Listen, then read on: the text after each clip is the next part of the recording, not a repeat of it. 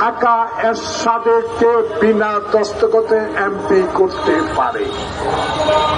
এমন বন্ধু চাই না যে বন্ধু হাসিনাকে আশ্রয় দিয়ে চড়াই চুলাই অগাস্টের এই বিপ্লবে হাজার ছাত্র জনতাকে আহত করে হত্যা করে পালিয়ে গেছে, তাকে আশ্রয় দিয়েছ। এমন প্রতিবেশী দেশ বন্ধু আমরা চাই। যদি সৎসাহস থাকে, যদি বন্ধু হতে চাও, যদি বাংলাদেশের মানুষকে ভালোবাসতে চাও, যদি বাংলাদেশের গণতন্ত্র চাও, আর করো না হাসিনাকে ঠেলে পাঠিয়ে দাও। আর দেরি করো না, কারণ সামনে আমরা অকুতভয় সেনানী। আমরা 16 বছর মাটিতে এই রাস্তায় থেকে যুদ্ধ করেছি। আমরা হাসিনার সকল অত্যাচার সহ্য করেছি।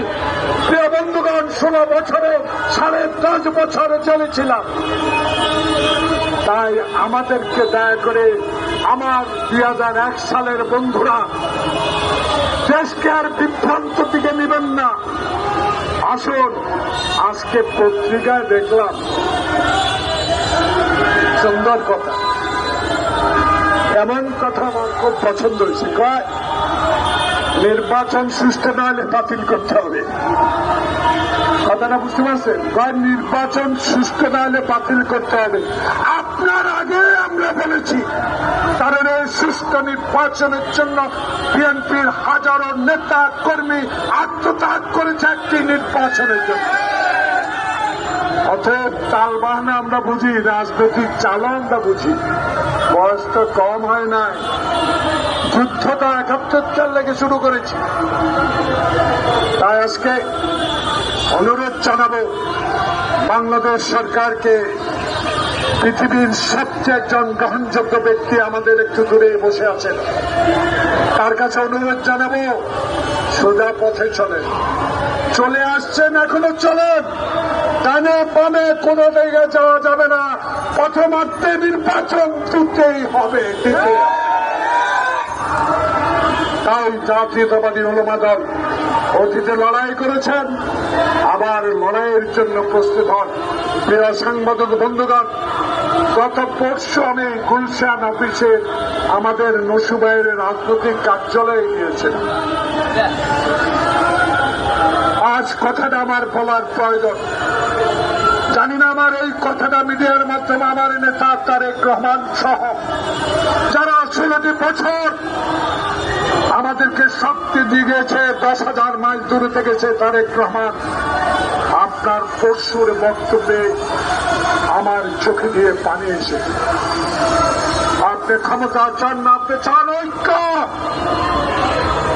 আপনি চান মানুষের ভালোবাসা দিয়ে ক্ষমতায় যেতে।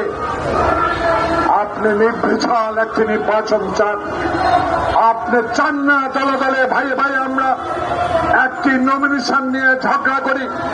আমরা চাই জিদের ভাত যেন গরু, জিদের ভাত যেন কুকুরে না খায়। তার বক্তব্য আমার এই রাজনৈতিক জীবনের চিরস্মরণীয় থাকবে। বন্ধুগণ, আজকে এই উলামা দলের আপনারা 5 ওয়াক্ত নামাজ পড়ার লোক, মসজিদে আজান দেওয়ার অনেক লোক, মসজিদে জামাতে নামাজ পড়ার অনেক ইমাম সাহেব আছে। আমি অনুরোধ জানাবো, কথা শোনো, কে ব্যস্ত নেবে এ কথা বললে ভোট এত সহজ নয়। ভোট শহীদ জিয়া থেকে শুরু করেছে এই দেশে শেখ মুজিবের কন্যাকে শেখ মুজিবেই প্রেসিডেন্ট বানিয়ে দিয়ে গেছে। ভোট চুরি করছে, করে নাই শেখ মুজিব। গ্রেপ্তার করে আমি হত্যা করে নাই মানুষকে। নিজের বাসায় ডাইনে বামে চোর বলে নাই। গোলাম মোস্তফাকে বলে নাই 6 কোটি কম্বলের মধ্যে আমার কম্বল কোথায়। ব্যাংক ডাকাতির কথা বলে নাই। হেলিকপ্টারে করে ভোটের বাক্সা আনে নাই। 1 মিনিটে গণতন্ত্র শেষ করে নাই।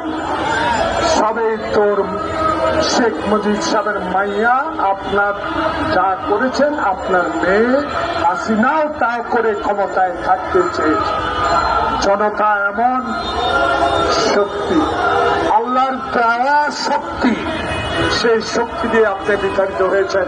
তাই আমি শেষ আহ্বান জানাবো, আসুন আর হিংসা বিদ্বেষ নয়, 71 সালে যে যুদ্ধের মধ্যে দিয়ে বাংলাদেশ স্বাধীন করেছি সেই যুদ্ধের কথা স্মরণ করে, সেই জুলাই আগস্ট বিপ্লবের কথা স্মরণ করে আসুন ভাইয়ে ভাইয়ে ঝগড়া না করে নিজের কর্মসূচি নিয়ে মাঠে গিয়ে নির্বাচনকে ব্যাহত করবেন না।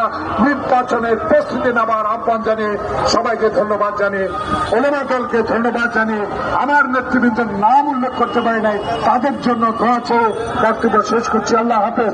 বাংলাদেশ জিন্দাবাদ।